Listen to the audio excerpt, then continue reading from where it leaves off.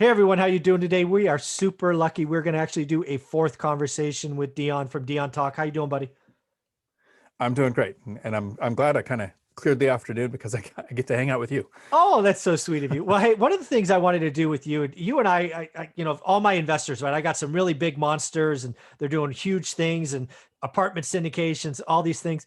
When you and I talk, it's, hey, man, we're looking to buy houses and duplexes and those kinds of things. So I wanted to have this conversation with you because in the last 48, maybe 72 hours, we have seen some rather punitive discussions around taxes. There's been talk of capital gains going to collectively 53 or 56%. There have been talk around eliminating or reducing the 1031 exchange. There's been discussions around losing the stepped up basis. All of those things are directly aimed at sticking it to the 1%, sticking it to the rich. But they may have some impacts on us little mom and pop investors as well. So I just wanted to ask you, has any of those changes slowed down your desire to buy more cash flow rental properties? No, first, Video done. right, we're done. It's that simple. But the the thing that I like about your content is that it's not left wing or right wing. You don't have a political stance that comes out in your content. I'm sure you have your own opinions, but as an investor, a lot of people think they are targeting the 1%.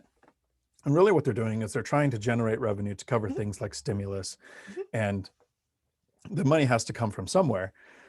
And for over 200 years, everybody has said we will tax the rich. Well, the rich are smart and they figure out a way to not pay those taxes.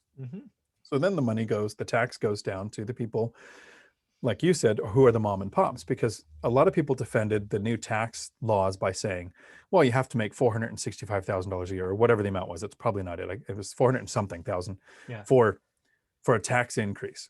Well, if you sell a small multifamily in a year where you and your spouse are both making 50,000, you don't have to make much profit to be in that higher tax bracket. Exactly.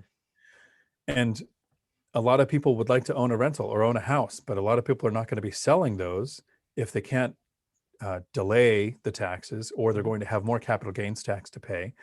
So we have not a housing shortage. There are 17 million vacant houses in the United States, 13 million homeless people. So it's not that there's a housing shortage. There's a homes for sale shortage. Yep. No inventory. Yeah. And so Available listings. Yes. some of these tax strategies that are coming down are going to make it even worse. Yeah. Once they're in place. Yes. Just before they go into a place, we're going to have this massive rush where everybody's like, I need to sell now, and property values might tank. Yeah, I think it's interesting. So first and foremost, all three of these things are headline grabbing, but I do want to make it very clear that these are all proposals. And politicians are just like, I mean, I used to sell software for 10, 20 million bucks. So negotiations are like things I did all the time. So this is the first move, right? You go ask for the moon, knowing, at least in most cases, you're going to negotiate down. So again, all these people, rights and lefts, and it just doesn't matter, man. You're trying to do right by your family. Ignore the left and rights and all that. It drives me crazy. Stay in the middle, right? Most of the world's in the middle. But I think it's fair to say that real estate's going to lose some goodies. The answer will be, is there a line for mom and pop, and they're just going to go after the big guys? We shall see. But real estate's going to lose some. But I think that is interesting for a couple of reasons. One is it may have short-term blips in inventory, right? There may be people that look at the threat of tax changes as a reason to go, hey, I was going to sell next year, I'll just sell early, right? That could happen. Absolutely.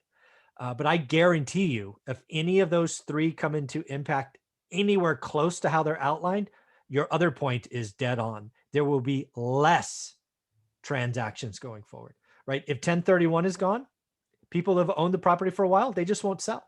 If you buy a rental, a fourplex, pick a number, I don't care, 200, 400, 800, whatever it is, you own it for a decade, it's worth more.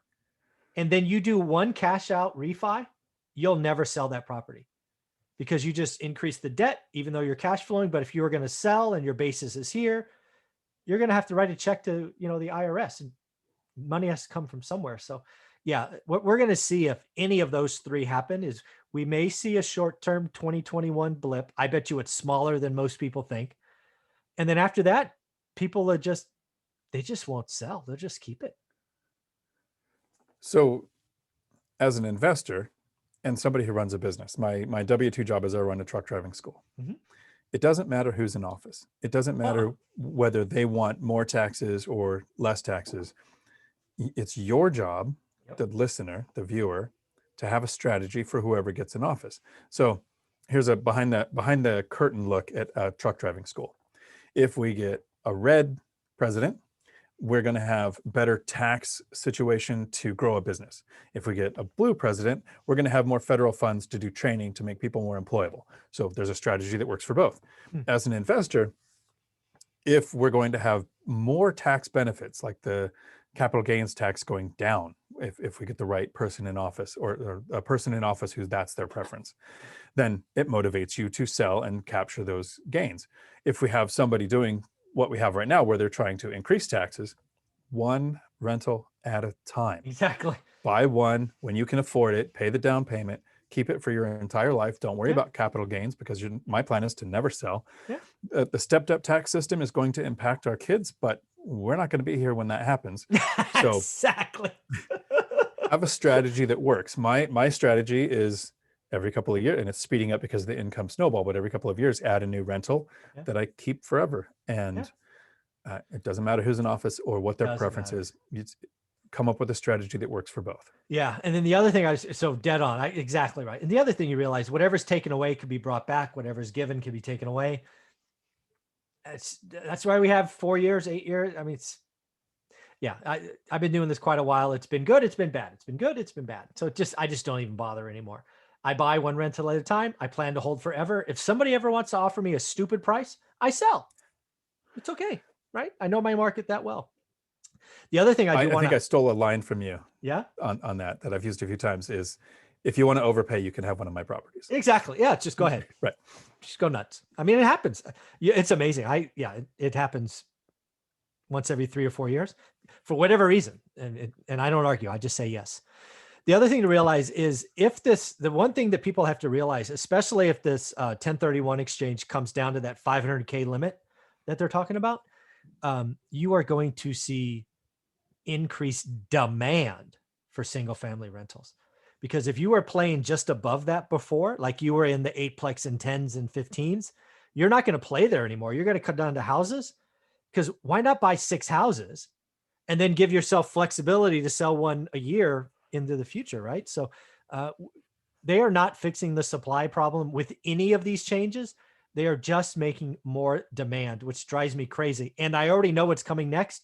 They're going to throw on a 15 or a 25K first-time homebuyer tax credit into an environment with no supply, and I'm going to lose it because the prices are going to explode. It's going to be crazy. Well, that's okay. They'll just say 40 or 50-year mortgage is the way to go, so that the payment is still low enough for you to keep. Because I mean, and I might get this wrong, but I think the root word of mortgage is until death, right? Like that's the meaning of mortgage. Yeah. So there might just be plans that come out like that. Yeah, I said it a few weeks ago. I think the 40-year mortgage is coming. It's in the workout plans, right? The avoidable foreclosures.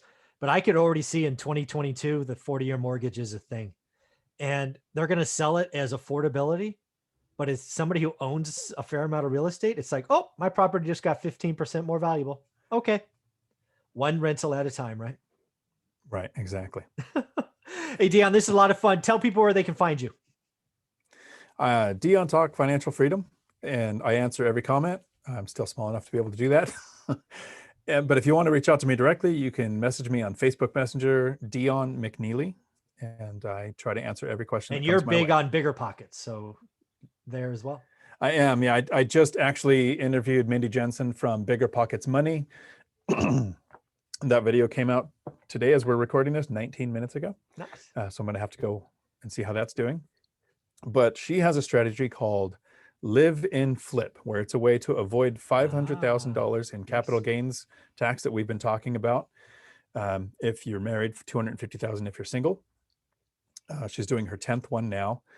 And I don't know if people know this or not, but I'm trying to help Bigger Pockets promote. They just separated out their YouTube channels from Bigger Pockets. Now Bigger Pockets Money has its own channel, and Bigger Pockets, the Real Estate Rookie, has its own channel. So if you've been wondering why their content isn't showing up where you've normally been finding it, it's because they have new channels. Very cool. All right, Dion. Well, thank you very much. And we will be back next Thursday on your channel. Awesome. Looking Thanks, forward buddy. to it.